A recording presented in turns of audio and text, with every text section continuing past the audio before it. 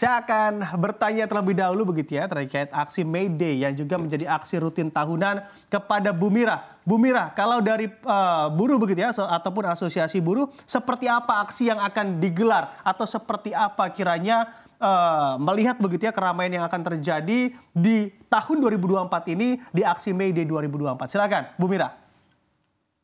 Baik, yang pertama untuk perayaan May Day 2024 ini kami mengusung beberapa isu. Yang pertama tetap konsisten, kami tidak akan pernah hilang, yaitu cabut Undang-Undang Omnibus Law Cipta Kerja, karena memang dalam Undang-Undang Omnibus Law Cipta Kerja itu ada beberapa persoalan-persoalan atau pasal-pasal yang menjadi ganjalan atau yang menjadi permasalahan bagi kami para pekerja buruh. Yang pertama memang di sana ada upah yang murah dan ditetapkan secara sepihak tanpa melalui mekanisme yang namanya perundingan dan juga tidak melibatkan Dewan Pengupahan, baik itu di kota, kabupaten, dan juga provinsi dan juga nasional. Lalu yang kedua, lebih luas lagi yaitu tentang terkait dengan tenaga kerja kontrak, status kontrak yang awalnya ada pembatasan selama 3 tahun dan harus ditetapkan menjadi pekerja tetap atau di PHK, tapi di Undang-Undang Omnibus Law Cipta Kerja itu malah lebih luas lagi sehingga menjadi 5 tahun dan diperpanjang lagi, sehingga kami menganalogikan ini kontrak seumur hidup alias outsourcing juga seumur hidup. Yang ketiga tentu menjadi masalah yang sekali ini beberapa kawan-kawan ini menyampaikan secara mendasar, yaitu adalah pengurangan di jumlah uang pesangon yang kami dapatkan. Dan ada lagi persoalan itu PHK yang lebih mudah dan murah. Jadi sekarang ini para pelaku usaha lebih banyak dan sangat mudah sekali melakukan PHK dengan mengatakan ini rugi perusahaan, dengan begitu mudahnya pekerjanya langsung di PHK. Beda dengan undang-undang sebelumnya yaitu 13 tahun 2003 di mana kalau PHK itu harus ada laporan keuangan secara independen 2 tahun berturut-turut. Nah sekarang itu nggak perlu laporan keuangan, langsung bisa di PHK. Lalu kemudian juga kami menyoroti ada kelebihan jam kerja yang lebih luas lagi dalam tanda kutip ya untuk sektor-sektor tertentu seperti misalnya pertambangan. Jadi boleh diperbolehkan untuk lebih daripada 8 jam kerja. Lalu kami juga menyoroti terkait dengan kemudahan tenaga kerja asing dan kami masih terus menyoroti juga bagaimana kawan-kawan ini jaminan sosialnya itu rentan untuk tidak diberikan karena tadi ada pekerja status kontrak tadi yang lebih diperluas. Dan kami menyoroti juga isu yang kedua adalah RUU PRT yang sudah lebih daripada 10 tahun ini mangkrak ya, belum juga disahkan menjadi undang-undang. Kami mohon minta kepada DPR RI dan pemerintah untuk segera sahkan RUU PRT menjadi undang-undang karena sudah lebih daripada 10 tahun. Lalu yang ketiga kami juga meminta kepada pihak kepolisian untuk segera memaksimalkan yaitu des pidana perburuhan karena indikasi-indikasi pemberangusan serikat pekerja atau union busting itu ada, kenyataannya ada, tapi memang ketika kami laporkan ke pihak kepolisian sangat sulit untuk dieksekusi atau sangat sulit untuk diproses karena memang salah satu diantaranya adalah bagaimana para aparatur kepolisian itu kurang memahami daripada des perburuan yang dimaksud.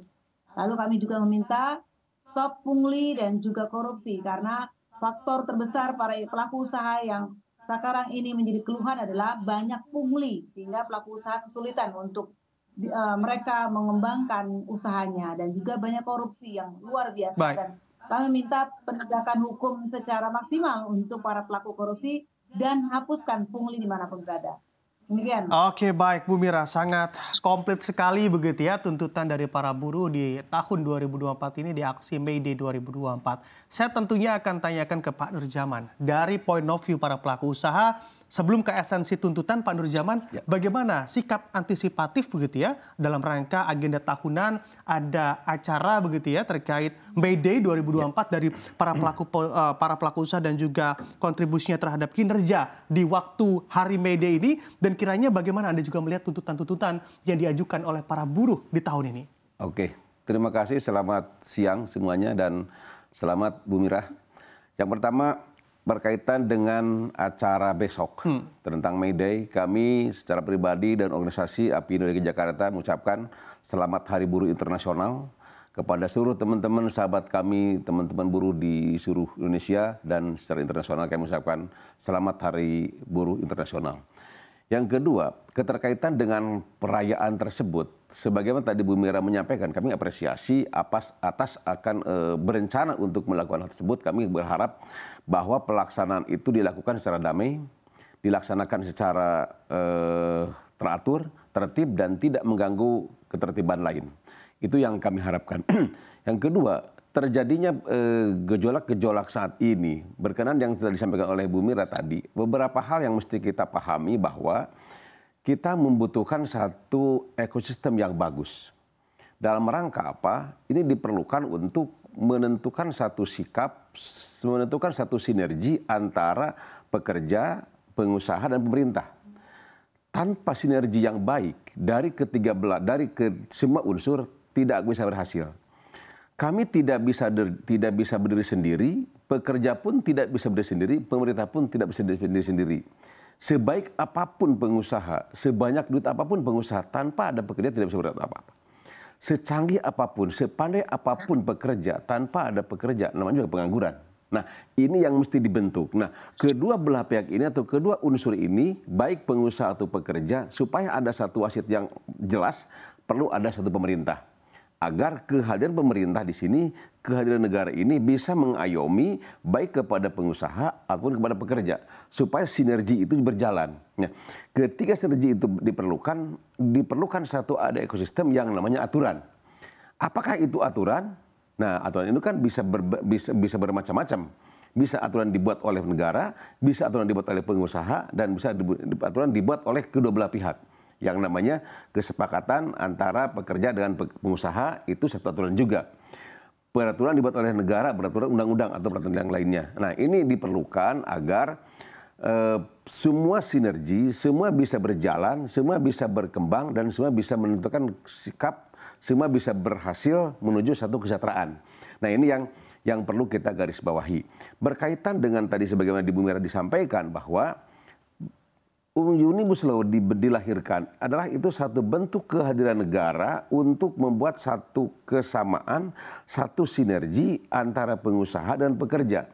Supaya ada kelangsungan berusaha. Kalau ada kelangsungan berusaha, maka ada kelangsungan bekerja. Nah, ini yang mesti dikedepankan oleh kita semuanya, supaya kita ada satu harapan ke depan bahwa kita ada satu terobosan baru, sehingga kelangsungan berusaha akan menuju kepada kelangsungan pekerjaan. Nah, buat apa kita beryuforia yang baik, beryuforia yang kurang tidak pas, tapi tidak ada kelangsungan usaha. Nah, ini yang kita khawatirkan itu apabila tidak ada kelangsungan usaha, maka dikhawatirkan pekerja pun juga akan menjadi ganjalan yang tersendiri. Ini yang kami gembor-gemborkan, kami sampaikan bahwa kami berusaha itu adalah tujuannya adalah untuk adanya satu kelangsungan pekerjaan. Yang kami pikirkan bukan hanya satu pekerjanya, yang kami pikirkan di semua pengusaha itulah yang selain daripada pekerja itu sendiri, ada di rumah itu keluarganya, ada anak istri dan sebagainya. Ini yang menjadi pemikiran kami di dunia usaha. Yang dipikirkan itu bukan hanya pekerjanya, tapi dipikirkan juga semua aspek-aspek yang lainnya, sehingga ada satu kesejahteraan yang akan dilahirkan oleh kita semuanya. Gitu.